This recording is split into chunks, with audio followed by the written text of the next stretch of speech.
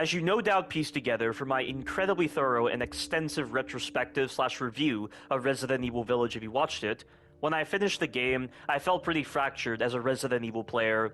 As such, when New Capcom announced that a new DLC pack would be released for Resident Evil Village, which included an improperly playtested and insulting third-person mode, new additions to that mind-numbingly boring and repetitive extra content known as Mercenaries, and the main star of the pack, the Shadows of Rose DLC, my expectations were very low, and justified as well, especially with how New Capcom underdelivered with Resident Evil 2 Remake and Resident Evil 3 Remake, and made such careless errors when designing Resident Evil Village with its story, characters, and gameplay.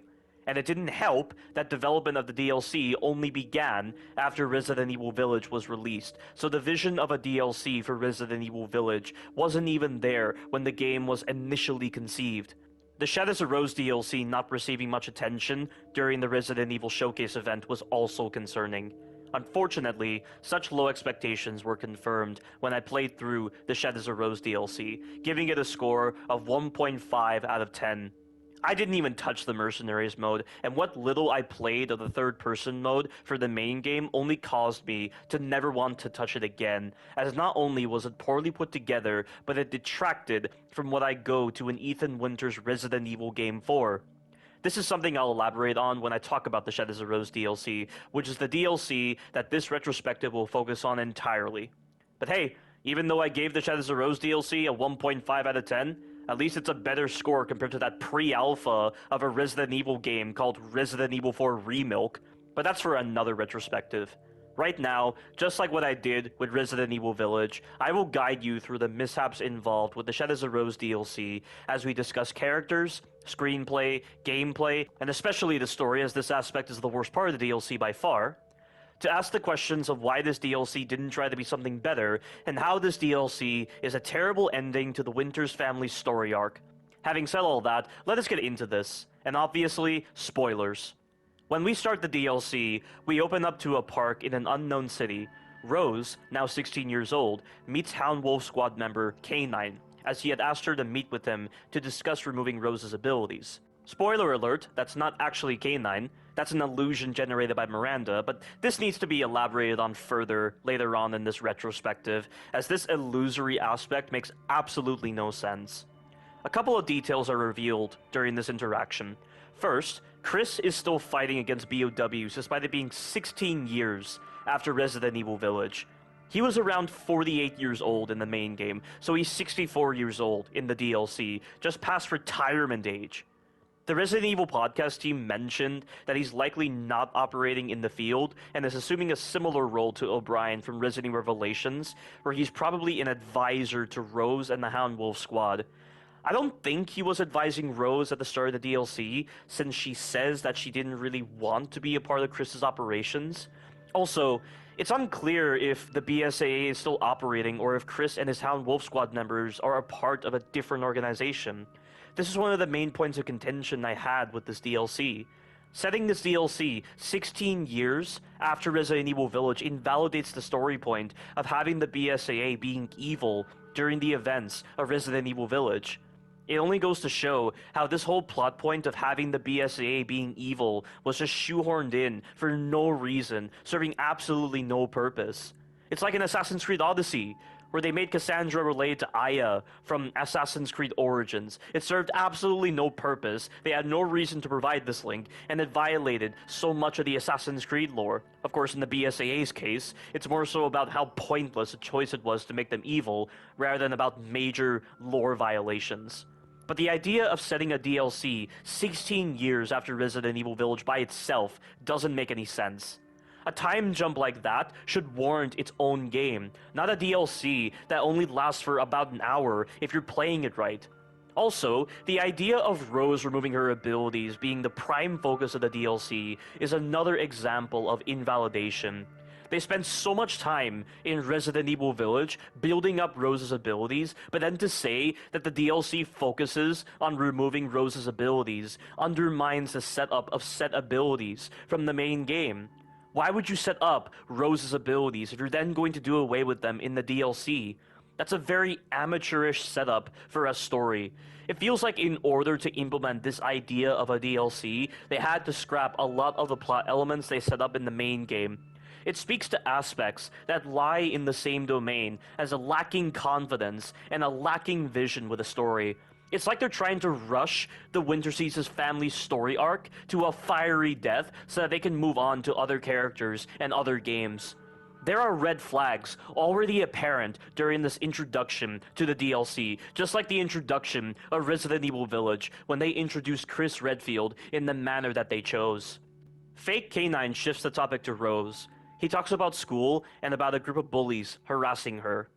These mean girls are harassing Rose because of how she's an easy target in the sense that she keeps to herself and she doesn't try to speak to other students. This is because of not only the spontaneous manifestations of her infection outside of her control, but also because of events that shaped Rose into being withdrawn when in public settings. To elaborate further and tie into other tangents worth discussing, these acts of bullying have been occurring for a long time, since elementary school. In a file that you get later on in the DLC, Rose first started going to school on January 5th in an unspecified year. I don't know if Mia got Chris to enroll Rose into school or if Chris actually made the decision himself, but regardless, Rose was excited and nervous to be in school. Between January 5th and January 8th, Rose was not having any success with talking to anyone, as no one would talk to her or they would be mean to her. Her hands would sweat out mold when she would panic. On February 10th, the condescending and belittling attitude Rose was receiving from her peers also extended to one of her teachers, as this teacher chastised Rose for always carrying around a hanky and coming across as a baby because of this. Okay, I know that teachers like these exist in our world, and you can find numerous news reports about teachers acting far below the baseline of unprofessionalism or just crossing many lines in terms of disciplining. But seriously, this is still baffling that there could be as shit a teacher as whomever this person was. The white mold seeping out of Rose was starting to be noticed by a lot of people, leading to insults being thrown at Rose. On April 4th, a girl named Lucy and her friend Catherine lured Rose into a bullying trap by pretending to be Rose's friends. I'm sure you can imagine how that ended up.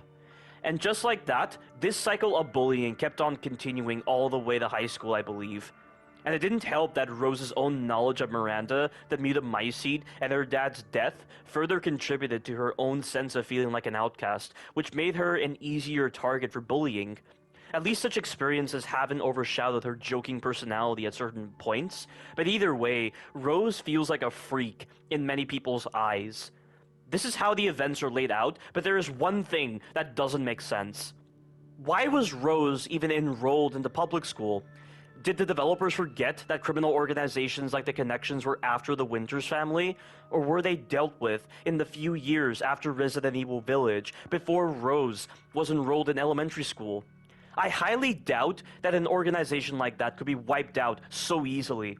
I mean, Sherry Birkin was within the custody of the United States government from 1998 to 2009 because of Albert Wesker being alive and because of her G-virus infection still being studied. As soon as Wesker was killed on March 7th, 2009, Sherry was able to leave the custody of the United States government. But this doesn't seem to be the same case with Rose. It makes no sense why they wouldn't take necessary precautions with Rose, the same way they did with Sherry. And the fact that Rose was having trouble with the spontaneous manifestations of her infection should also be a reason to not enroll her in public school. I get that Chris mentions that the white mold emerging from her is not infectious, but how is he so sure? How could this particular mutamycete emerging from Rose not be infectious? And even if it's not infectious, it's bound to cause a lot of controversy among her peers and school personnel. I mean, the world in Resident Evil is so accustomed to bioterrorism, as was indicated in Resident Evil 7 and in Village with the Baker incident report, that something like spontaneous manifestations of an unusual substance from an individual would profile as dangerous in a layman's eyes. And imagine Imagine if Sherry Birkin was enrolled in school so soon after the Raccoon City incident without properly checking her G-virus infection. That would be problematic and would likely lead to a potential outbreak of the G-virus. I can see this organization, assuming it is not the BSAA, is still just as stupid as the BSAA from Resident Evil Village with their handling of victims of outbreaks or potential carriers of infections. In fact, having mentioned Sherry, I think an interesting idea for this DLC would be for Rose and Sherry to meet together.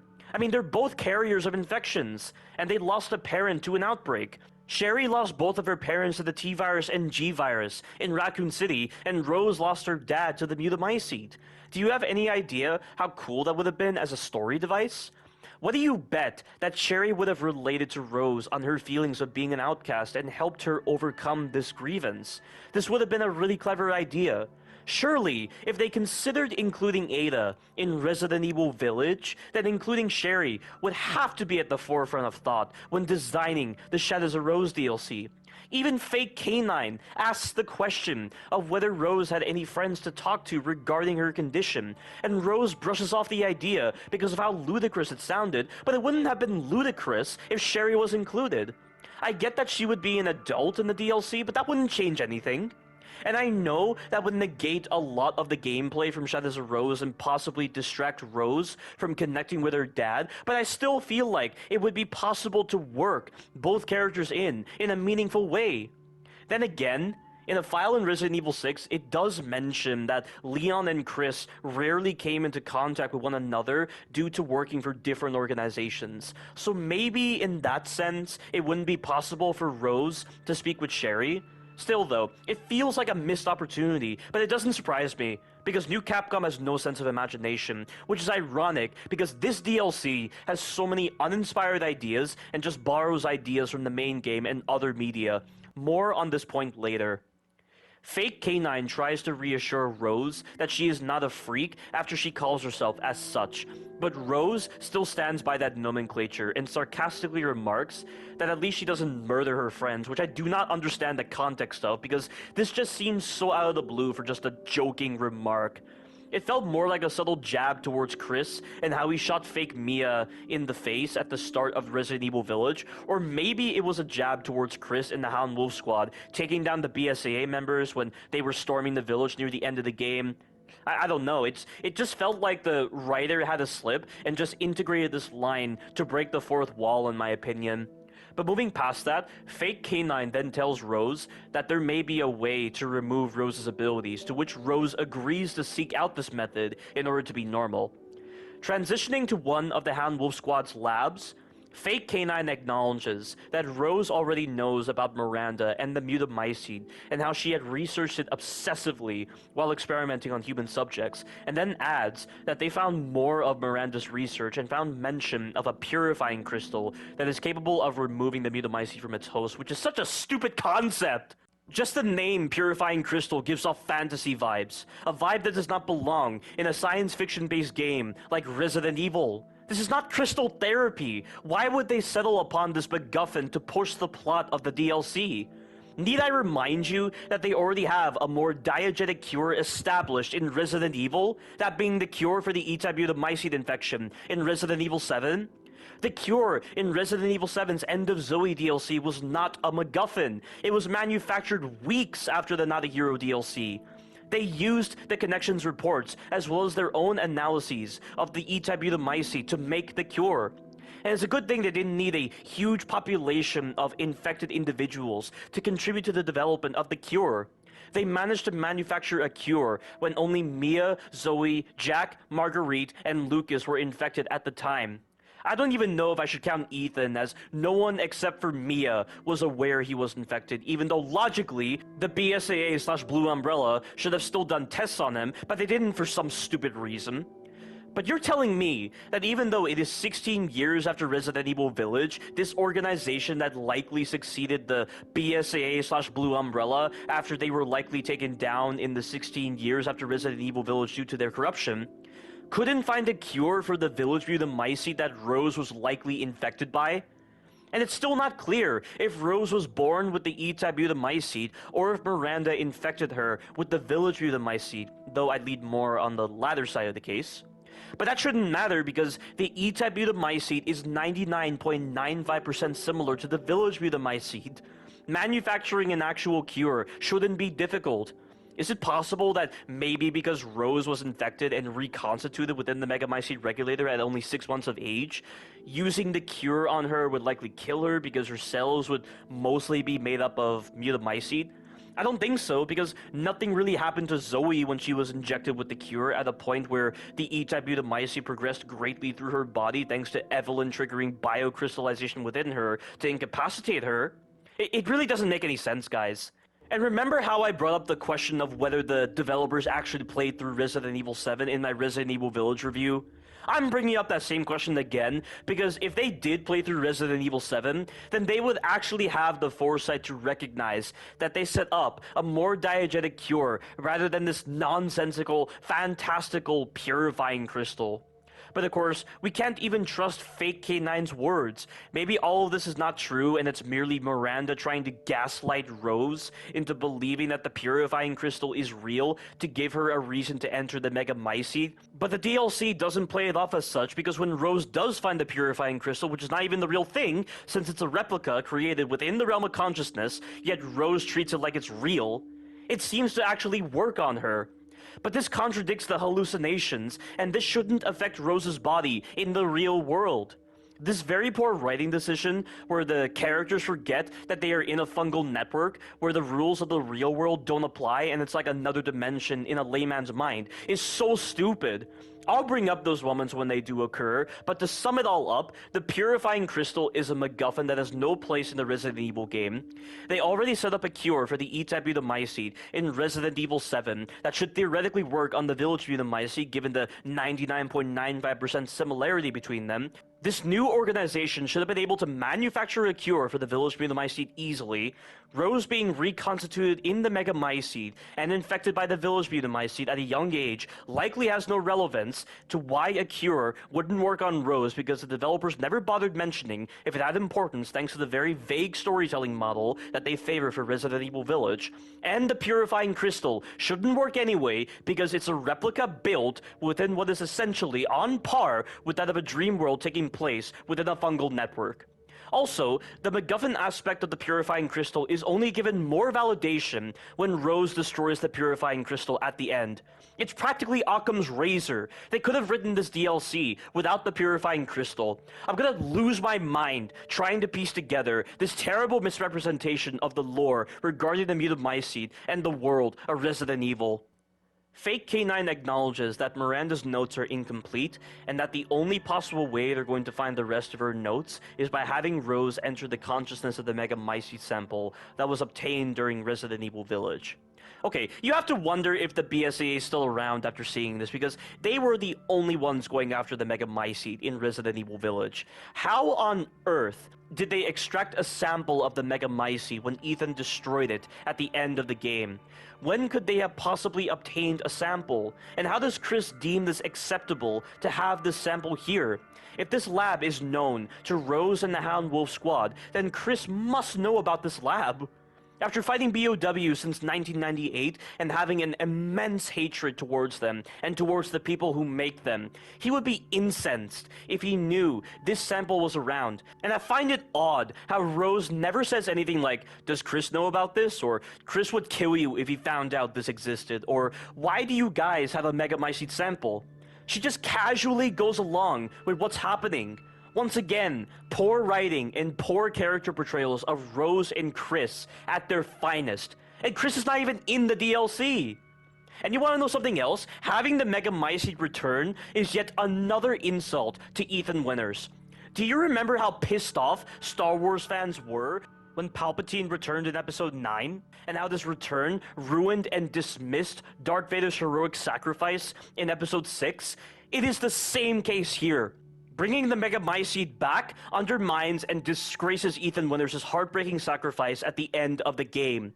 It removes any sense of value in what he did and renders it null and void. Did this idea not cross their minds when designing this? It feels like a completely different writer handled this DLC. The main experience of Resident Evil Village was all about Ethan Winters' personal journey, although it could have been handled much better than how it was. But then this DLC comes along and already goes against this vision in the first couple of minutes of starting it, and they give no explanation for how this Megamycete sample is here. How much more are they going to disrespect Ethan Winters? This is so hypocritical in every possible way.